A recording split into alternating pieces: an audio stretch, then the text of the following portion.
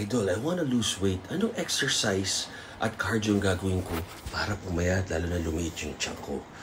Yung exercise tsaka meal plan na ma-advise ko sa'yo to lose weight, yung gagawin mo. Mahalaga kasi gagawin mo. Pasok sa pamumuhay mo, pasok sa panlasa mo, pasok sa schedule mo. Tapos yung workout, yung i-enjoyin mo. Kasi ika nga, kahit mali yung ginagawa mo, pero consistent ka, may improvement ka. Pero kung tama ang ginagawa mo at consistent ka, may discipline ka, talagang ang bilis na improvement. So consistency is key. Kailangan may dedication ka, may tiyaga, sipag at tiyaga na araw-araw. Hindi naman kailangan workout, hindi naman kailangan cardio, walk lang. Maghugas ng plato, maglakad-lakad, pasyal mo yung anak mo, pasyal mo misis mo. Window shopping kayo, kahit di kayo gumastos, lakad-lakad lang. Pasyal mo yung aso mo. O kung gusto mo mag-basketball, mag-volleyball, mag-swimming. Workout, kaunti lamang. 15 minutes to 45 minutes to build and stimulate muscle. Tsaka protein. Tama kayo, mali ako na si Dr. Do It Works for you.